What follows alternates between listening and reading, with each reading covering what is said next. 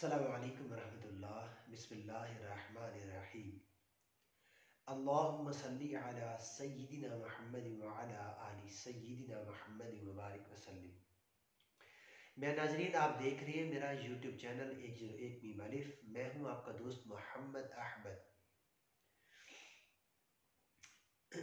دیکھیں ناظرین، آج جیسا کہ 30 دسمبر کا دن ہے اور کل شدید ٹھنڈ ہے، تو ایک تو آپ کے لیے یہی پیغام تھا کہ آپ کے لیے میں دعا کروں گا، آپ میرے لیے دعا کیجیے گا۔ شدید نزلے کا شکار ہوں،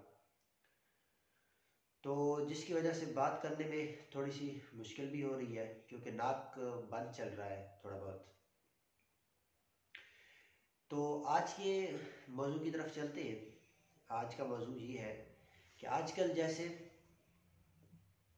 کہا جاتا ہے لیبرلز کی طرف سے کہ مرد کے لیے تو جنت میں حوریں اور یہ وہ فلاں فلاں فلاں آیا ہے، عورت کے لیے کیا ہے؟ عورت کو کیا اللہ کچھ نہیں دے گا؟ تو اس پر میں آپ کو بتاتا چلوں۔ پہلے تو آپ کو یہ بتا دوں کہ میں کوئی عالم دین، حافظ قرآن یا مفتی نہیں ہوں۔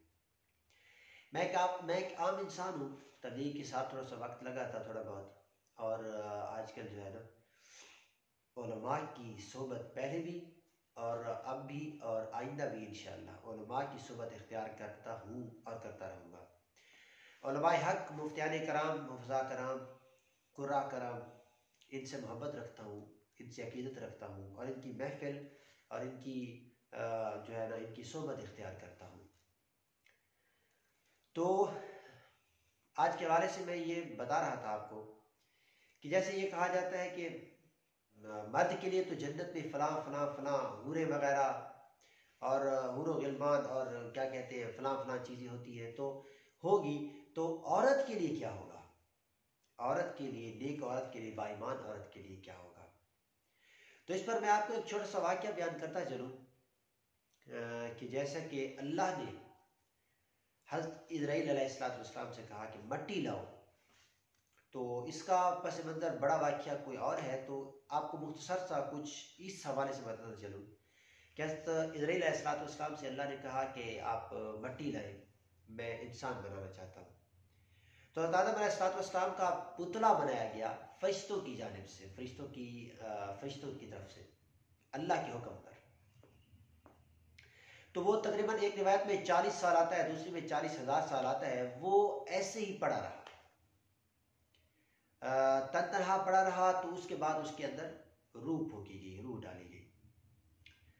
اس کے بعد جب عورت کا بنانے کا وقت آیا، اللہ نے کہا کہ حضرت آدم علیہ السلام کی بائیں پسلی سے مٹی لاؤ۔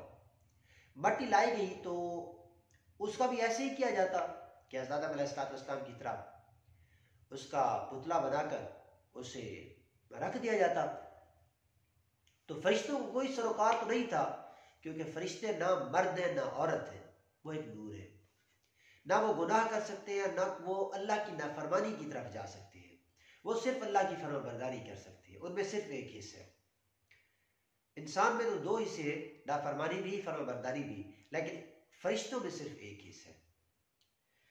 تو اس حوالے سے اگر وہ پڑا رہتا پتلا، تو اس میں فرشتوں کا کیا سوچ ہوتی یا کیا ایسا کوئی عمل ہوتا؟ تو اس حوالے سے اللہ نے ایسا نہیں کیا، بالکل بھی ایسا نہیں کیا۔ اللہ نے کہا مٹی لاؤ، مٹی لائی گئی۔ اللہ نے 7، ایک روایت میں آتا ہے 7، ایک میں آتا ہے 70,000 نوری پردوں کے اس طرف اللہ کی ذات نے نہ صرف اللہ کی ذات کو علم ہے، کسی فرشتے کسی جن کو نہیں معلوم کہ اللہ نے عورت کو کس طرح بنایا ہے۔ اتنے ادب اور احترام کے ساتھ اللہ نے عورت کو خلق کیا اپنے ہاتھوں سے۔ دیکھیں اللہ جب اتنا اکرام دے رہا ہے کہ حضرت آدم علیہ السلام کی پتلے کو بنا کر رکھا گیا،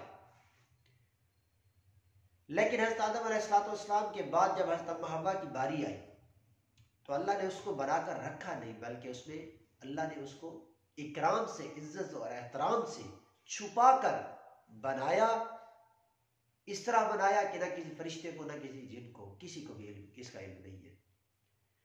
تو جو اتنا اکرام عورت کا کرنے والا رب ہے، کیا اس نے جنت میں عورت کے لیے کچھ نہیں رکھا ہوگا؟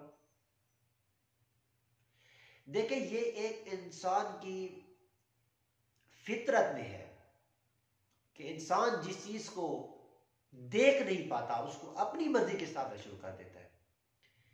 مثال کے طور پر جیسے وہ دیکھتا ہے کہ کوئی مثال کے طور پر ایک چیئر ہے، چیئر کو اٹھانے کے لیے ایک انسان کی ضرورت پڑتی ہے اور وہ خود بخود اٹھنے لگ جائے، تو جب اسے کچھ نہیں دکھائی دے گا تو وہ یہی سوچے گا کہ یہ جن ہے یا کوئی ایسی چیز جو دکھائی نہیں دیتی۔